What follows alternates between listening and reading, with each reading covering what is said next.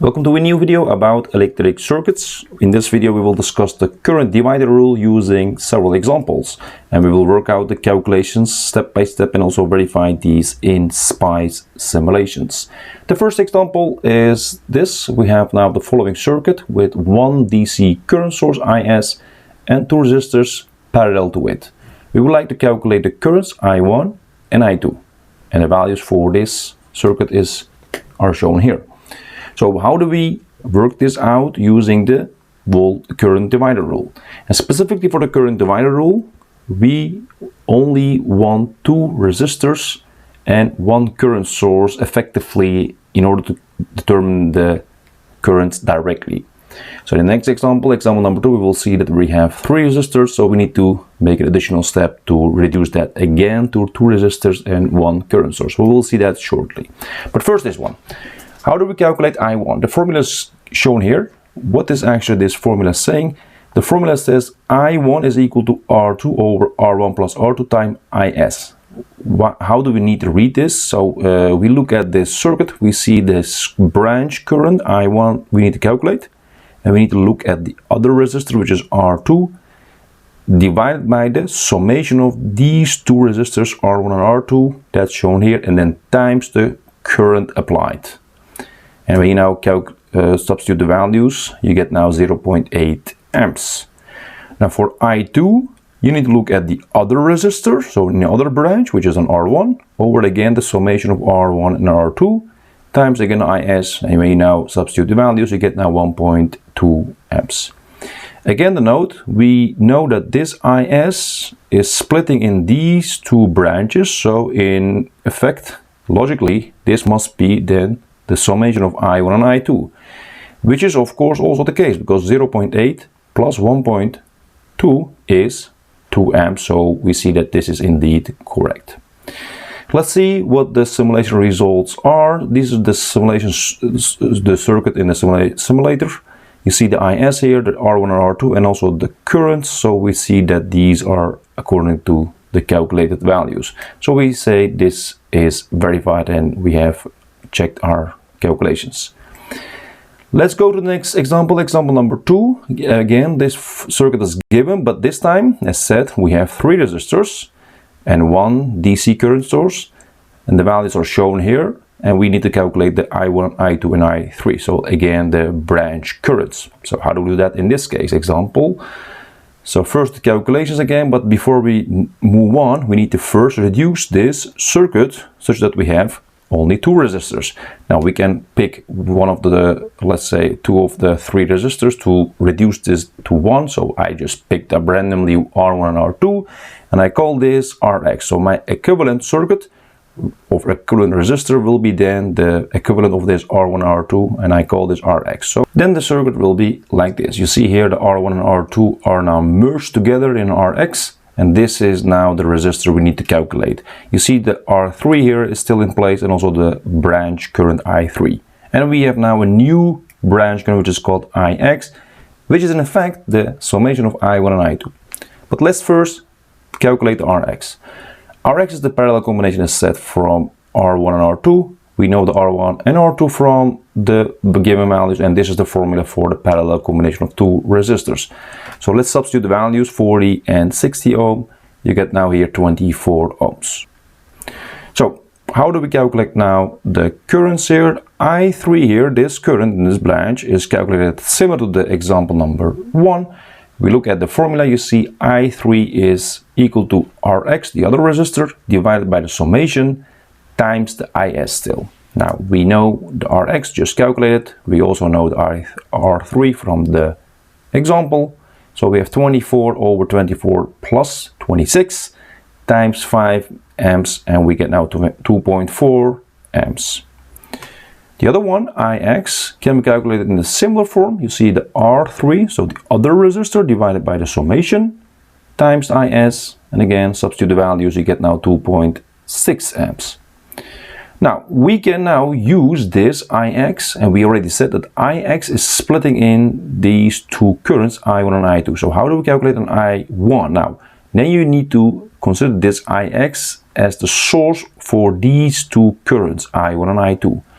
That means then looking at this branch, we can say it is R2 over R1 plus R2, because that is the summation now here, times Ix. That's what we have as the source. So we will now have 60 over 40 plus 60 times 2.4. Now that will be then 1.56 amps. Now the other one, which is I2, which is this current, is again calculated using the source Ix, so not Is. And then we need to look at the R1 over R1 plus R2 times Ix. And again, now using the values given, we have here 1.04 amps. Okay, now we have our currents I1, I2, and I3 as required. And also note again that Is here in the original circuit must be the summation of I1, I2, and I3. That's shown here, and let's check that. 1.56 plus 1.04 and 2.4 together is indeed 5 amps. So that's checked. Also look at the simulation result. This is the circuit in the simulator. You see here the current source and also the 3 resistors. You see indeed I1, I2, and I3 as calculated. So we can say this is also checked. Very good. Now let's go to the example number 3. This is a little bit more complicated example. We see here 4 resistors and again one DC current source, which is 11 amps, and the other values are shown here. So the solution for this example with this current source and 4 resistors carried out as follows. First, again, we reduce these 2 resistors to 1 using the equivalent circuit.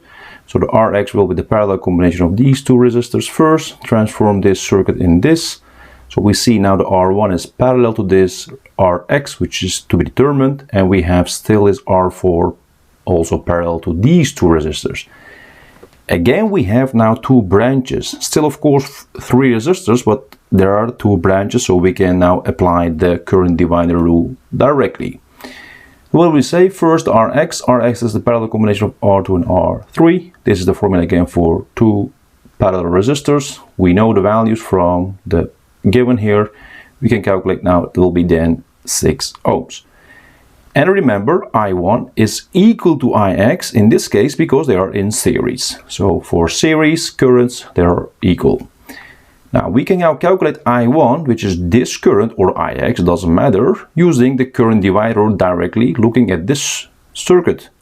Now what do you see? We look at the other branch, which is R4, that's the numerator, divided by the summation of these 3 resistors, so R1, R4 and Rx together. That's actually shown here, times Is, that's our source.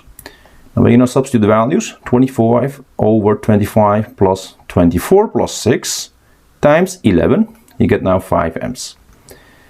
Now we can now split this again, because this Ix is the source for these I2 and I3, so we can now look at it again, and then use this split here, this branch, these 2 branches to calculate now the specific I2 and I3. Now that will be then R3, which is the other resistor, divided by the summation R2 plus R3 times Ix. And Ix was 5 amps because I1 is also 5 amps and they are equal to each other.